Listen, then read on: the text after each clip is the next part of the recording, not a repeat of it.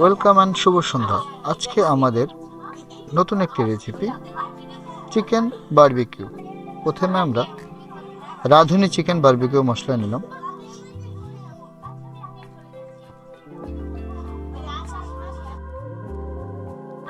পরিমাণ মতো মশলা নিয়ে এর মধ্যে দিলাম স্বাদ মতো লবণ। এরপর 3 চা চামচ সরিষার তেল দিয়ে একবার মেখে নিলাম।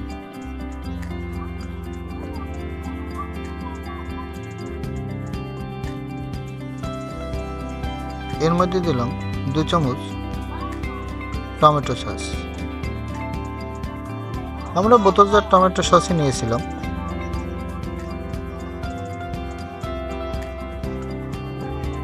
তারপর দিলাম ফেটানো টক দই। টক দই দিয়ে খুব ভালো করে মশলাটা একবার মেখে নিলাম। মশলাটাকে খুব ভালো করে যেন কোথাও একটু দলা দলা না থাকে। মশলাটা মাখানো হয়ে গেলে তার মধ্যে দিয়ে দিলাম আগে ধুয়ে রাখা পিস করা মুরগির মাংস। মুরগির মাংসগুলো খুব ভালো করে মশলার গায়ে মাখিয়ে নিতে হবে। মশলাটা মুরগির মাংসের গায়ে খুব ভালো করে মাখিয়ে নেওয়ার পরে 2 ঘন্টার জন্য ম্যারিনেট করে রেখে দিতে হবে। আমরা এটিকে 2 ঘন্টার জন্য ঢেকে ফ্রিজের নর্মালে রেখে দিলাম। ঠিক 2 ঘন্টা শেষে আমরা অনলাইন থেকে অর্ডার করা বারবিকিউ মেশিনে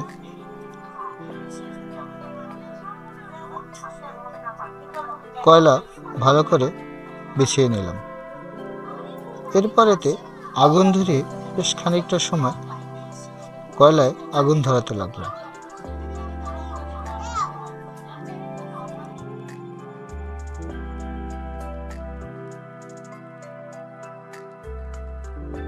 যতক্ষণ পর্যন্ত ভালোভাবে আগুন না ধরে ততক্ষণ পর্যন্ত হাত পাকা দিয়ে এক নাগারে বাতাস করে যেতে হবে, যাতে কয়লাগুলো খুব ভালো করে আগুন ধরে যায়।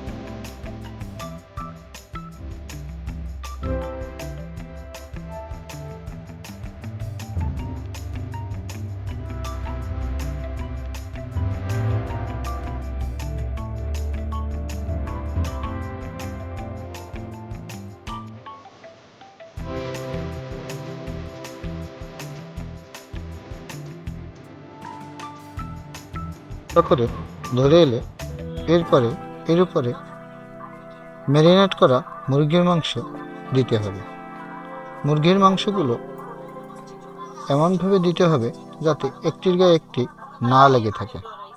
মুরগির মাংস দেওয়ার পরে খুব ভালো করে বাতাস করে যাতে আগুনের তাপ প্রত্যেকটা মাংসের গায়ে লাগে। আগুনের তাপে এক পাশ সিদ্ধ হয়ে এলে আবার একটু ঘুরিয়ে দিতে হবে। ঘুরিয়ে দিয়ে কিছু মশলা তেল এর উপরে মেখে নিতে হবে, যাতে খুব ভালো করে মশলাটা এর ভিতরে ঢুকে যায়।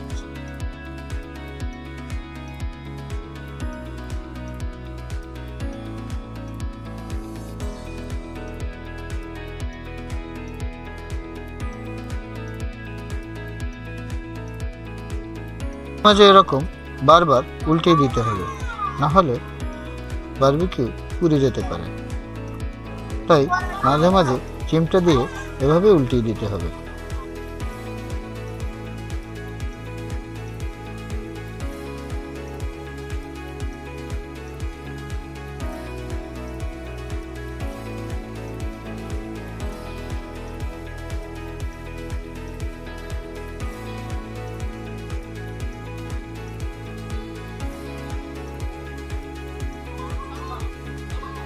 এদিক ওদিক করে ঘুরিয়ে দিতে হবে। এদিক ওদিক করে ঘুরিয়ে দিলে চতুর্দিকে বেশ ভালো করে মশলাগুলো মিশে যাবে এবং মাংসগুলো ভালো করে পুড়বে।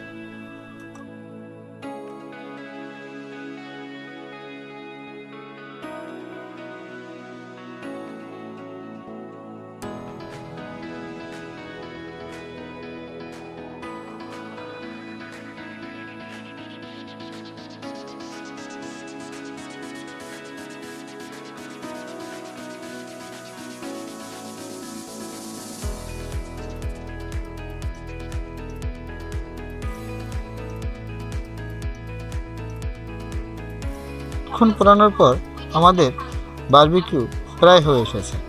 এখন ওঠানোর পালা। বারবিকিউর কালারটাও চলে এসেছে, মশলাগুলো প্রত্যেকটা মাংসের মধ্যে ঢুকে গেছে। এখন উঠিয়ে পরিবেশন করলে হয়ে যাবে মজাদার বারবিকিউ।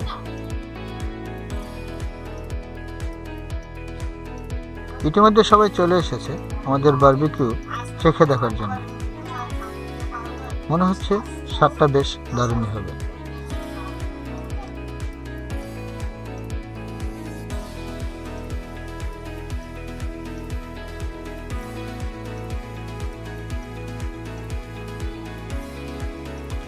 ধন্যবাদ সবাইকে আমাদের সাথে থাকার জন্য। আশা করি আমাদের ভিডিওটি আপনাদের খুব ভালো লেগেছে। যদি ভালো লেগে থাকে তাহলে একটি লাইক এবং সাবস্ক্রাইব করে দেবেন। অবশ্যই শেয়ার করতে ভুলবেন না।